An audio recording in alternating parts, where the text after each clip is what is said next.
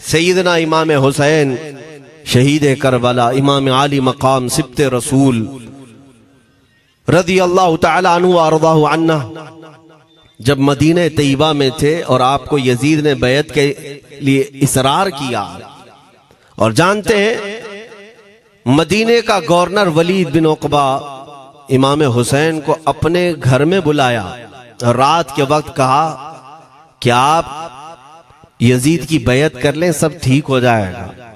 आपने एक तारीखी जुमला फरमाया था, आज वो सब मुसलमानों को याद होनी चाहिए।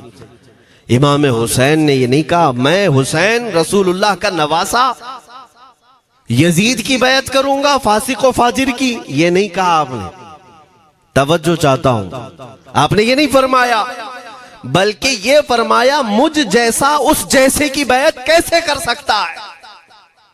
ये क़यामत तक आने वालों के लिए मैसेज है, हुसैन जैसा कभी भी यजीद जैसे की बैत नहीं कर सकता, और ना ही वैसों की ताकत को वो मान सकता है।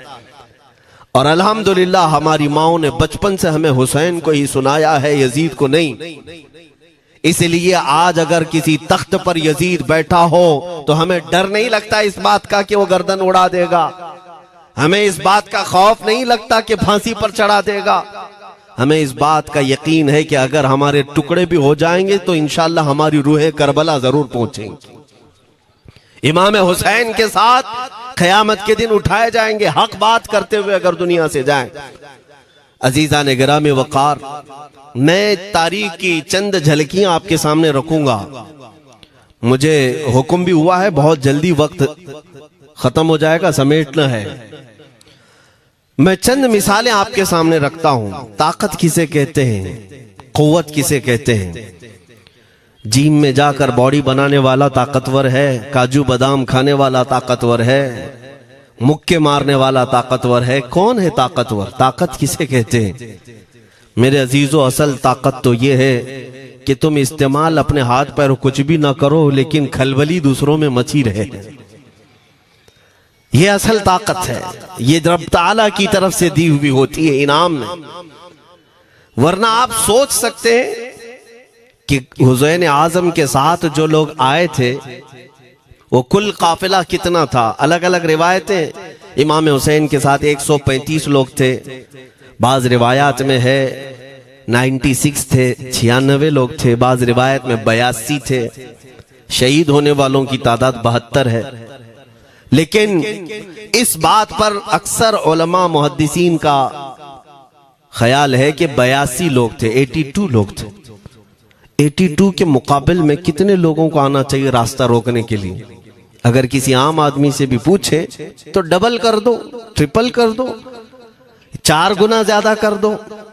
नहीं, 82 को रोकने के लिए पहले 1000 लोग आए, फिर वो 1000 के बाद 4000 प्लस आए, 5000 लोग सिर्फ 82 लोगों को रोकने के लिए आए रास्ता। फिर ये लोग 4 दिन तक रास्ता रोकते ही रहे, 5000 लोग मिलकर। 10वीं मुहर्रम होने से पहले पहले फिर तकरीबन 16000 लोग आए, यानी तकरीबन पूरे टोटल मिलाकर 22000 के करीब, 21000 समथिंग कुछ। 22000 की फौज क्या माने रखती है? किसको रोकने के लिए? 82 लोगों को। इसी से समझ में आता है असल ताकत किसे कहते हैं। ताकत इसी को कहते हैं कि उधर 3 दिन के भूखे और प्यासे हैं, उनके खीमों में साजो सामान भी नहीं, जंग के असबाब भी नहीं, और वो जंग की नीयत से भी नहीं गए। उसके बावजूद 22000 के सीनों में जो खलबली मची है, दुनिया इसी को समझ नहीं पा रही है। अगर दुनिया ये समझती है क्वांटिटी का नाम ताकत है तो हम उसको रद्द करते नहीं, क्वालिटी का नाम ताकत है। ईमान ये असल ताकत है। और एक तारीखी बात मैं आपके सामने रखता हूं।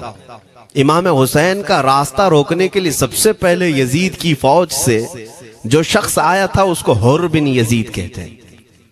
हुर बिन यजीद अर्रियाई 1000 का लश्कर लेकर के ये इमाम हुसैन का रास्ता रोकने आए। 2 दिन तक इधर उधर घुमाते रहा, और जब जब नमाजें होती रही, इमाम हुसैन मुसल्ला इमामत पर हैं और ये यजीदी इक्तिदा भी कर रहे हैं। हर जमात इमाम हुसैन के पीछे हो रही है। लेकिन मैं आपको बताता हूं 10वीं मुहर्रम से पहले इमाम हुसैन ने खुतबा दिया और यजीदियों से कहा, क्या तुम मेरी हैसियत को नहीं जानते? मैं फातिमा जहरा का बेटा हूं, हैदर कर्रार का नूर नजर हूं, रसूलुल्लाह का नवासा हूं। मेरी निस्बतें क्या तुम्हें नहीं मालूम? तुम मेरे खून से अपने हाथों को न रंगो। मैं तुम्हारे पास ऑप्शन रखता हूं, मैं इस रास्ते से अपने वापस मदीने की तरफ जाता हूं या किसी साहिल की तरफ या दिमश्क जाऊंगा। जंग करना नहीं चाहता तुमसे। ये 3 ऑप्शन जब इमाम हुसैन ने रखा तो यजीदियों ने एक को भी कबूल नहीं किया। वो जंग करना ही चाहते थे, इमाम हुसैन के खून के साथ खेलना ही चाहते थे। लेकिन जो हुर बिन यजीद है, तवज्जो चाहता हूं, जो खुद इमाम हुसैन का रास्ता रोकने के लिए आया, उसके दिल में ये बात आई और उसने आकर के 10वीं मुहर्रम को यजीदियों से कहा, मियां मान लो हुसैन की बात, 3 में से कोई एक बात मान लो, हम जंग नहीं करना चाहते, वो रसूलुल्लाह के बेटे ही तो हैं। तो सारे जो सिपह सालार बड़े बड़े थे, अम्र बिन साद, शिमर वगैरह, हुर बिन यजीद से कहने लगे, तुझे कौन कहता है फैसला करने के लिए? तू सिपाही है, 1000 की नफरी तेरे साथ दी गई है, बस अगर तुझे हमारे साथ रहना है तो मैदान में जमा रह, वरना चला जा, तू सुलह की बातें मत कर। हुर बिन यजीद उसी दिन 10वीं मुहर्रम को उन यजीदियों से कहता, अच्छा अगर तुम मेरे इस बात को नहीं मानते तो तुम्हारी सिपह सालारी तुम्हें मुबारक, मैं हुसैन के खीमे में जा रहा हूं। जो यजीद की तरफ से आया था वो किधर चला गया? मौला हुसैन के खीमे में। कब? सिर्फ 10वीं मुहर्रम, एक रिवायत में 9वीं मुहर्रम को, एक दिन पहले इमाम हुसैन के खीमे में आया, दस्तबोसी की, माफी मांगी और इमाम हुसैन ने कहा, अब तुम जा सकते हो अपने घर। हुर बिन यजीद ने कहा, मैं उस वक्त तक अब आपका साथ नहीं छोड़ूंगा जब तक मेरे जिस्म में आखिरी सांस बाकी रहे, मैं आपके साथ रहूंगा। अब इमाम हुसैन की वफादारी में आने वाला कौन था? इसलिए मैं आपको एक चीज दे जाता हूं मेरे अजीजों, अल्लाह अज़्ज़ व जल की कुदरत के फैसले हैं, वो जब चाहता है कहीं से भी किसी को हिदायत अता फरमाता है। वो बातिल कुव्वतों के मौजूद पलने वाला बच्चा भी कभी रब तबारक व तआला हिदायत देता है, उसे आलिम बनाता है, और कभी काबे की छांव में पलने वाले को मौला अबू जहल भी बनाता है, गुमराह कर देता है। हुर बिन यजीद मौला हुसैन के पास आ गए। जो बात मुझे कहनी है उसके लिए मुझे इतना वाकया बयान करना पड़ा है।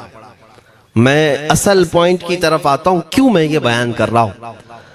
जब 10वीं मुहर्रम को जंग शुरू हुई, अम्र बिन साद ने तीर चलाया, तो जानते हैं खीमा हुसैन की तरफ से सबसे पहले मैदान में उतरने वाला यही हुर बिन यजीद ही, यही उतरे अपने घोड़े पर सवार होकर उन्हीं यजीदियों से लड़ने के लिए जिनकी फौज में ये आए थे, उनके मुकाबले में लड़ने के लिए गए। और जब लड़ने की इब्तिदा हुई, सुबह से दोपहर के करीब तक वो लड़ते रहे, जवाल तक।